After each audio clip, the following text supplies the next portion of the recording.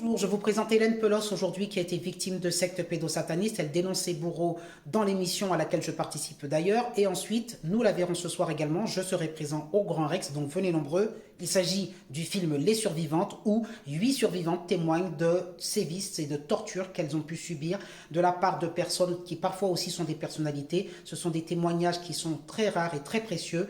Bon visionnage, je vous mets un tout petit extrait de l'émission, mais surtout venez ce soir et commentez cela et diffusez autour de vous car de nombreux enfants sont enlevés aujourd'hui en France et victimes de ces réseaux pédosatanistes.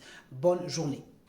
Couper la main d'un enfant, pourquoi boire son sang? Quand on vous dit que c'est du symbolique, mais derrière les personnes... Quel symbolique par exemple? Comme je l'ai dit, voilà, boire le sang d'un enfant. Alors moi, je ne suis pas spécialisée là-dedans, mais on imagine bien que c'est toujours l'idée du bain de jouvence, voler, entre guillemets, la pureté, l'enfant... la transgression. La transgression. Et puis voilà, l'enfant, c'est quand même, comme je disais, on sacrifie des agneaux, on ne sacrifie pas des taureaux. Donc l'enfant, c'est l'être pur, vierge, innocent, inoffensif. Et prendre une âme innocente, inoffensive au bon Dieu, parce que c'est entre un enfant de Dieu, si je puis dire, il y a quand même la notion de, voilà, je te vole une âme, une jeune âme toute vierge, toute pure, toute innocente, je te la vole et je la fais basculer dans le camp du mal. Et donc aussi, c'est s'octroyer la puissance, c'est-à-dire que, bon, il avait parlé d'adénochrome, mais sans parler d'adénochrome et de choses concrètes, moi je crois qu'au niveau symbolique aussi, c'est vraiment, comme le font les vampires, c'est aspirer la vitalité de l'autre. Et quand j'aspire la vitalité de l'autre, qu'est-ce que c'est? Vous savez, ce sont des délires démiurgiques, c'est-à-dire se prendre pour Dieu, se prendre pour le créateur du monde. Je crois qu'il y a des personnes, d'un point de vue égotique,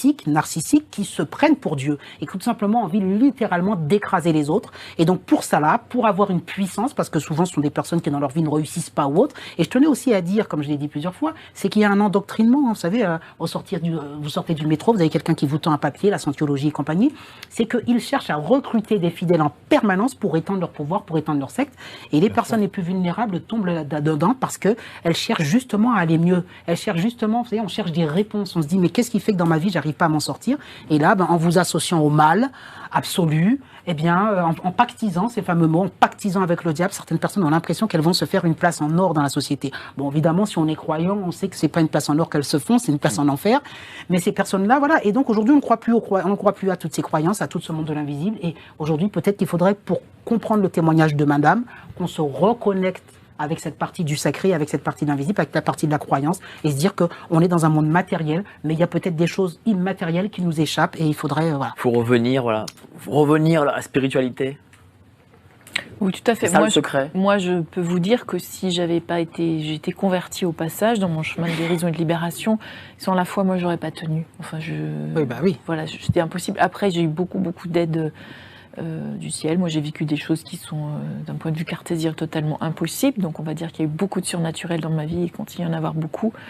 Et voilà, c'est une forme de soutien. Moi, je voudrais rappeler un verset dans les textes sacrés qui dit là où le péché abonde, donc le péché, le mal abonde, la grâce surabonde. Et il faut croire et se relier à ça. Et tout à l'heure, Jean-Luc, vous avez évoqué l'expérience de 1000 grammes. Et moi, je voudrais juste montrer à nos auditeurs... voilà, je rappelais qu'il y a un très beau film d'Antonin Baudry qui s'appelle Le Chant du loup. Et moi, j'aime beaucoup ce film parce que on est dans un sous-marin, donc il y a des règles, il y a un système, il faut obéir à des ordres. Et à un moment, c'est d'ailleurs, je crois que le metteur en scène en témoigne dans la partie bonus, il dit finalement, lui, ça l'intéressait de voir ce qui se passe dans un système où tout est bien huilé, où on doit obéir à des consignes, il se passe ça, vous faites ça, etc. Vous imaginez, dans un sous-marin, c'est quand même important, surtout un sous-marin lanceur d'engins nucléaires, et qu'à un moment, c'est la fraternité humaine, le lien humain, le lien de confiance qui va pouvoir créer autre chose.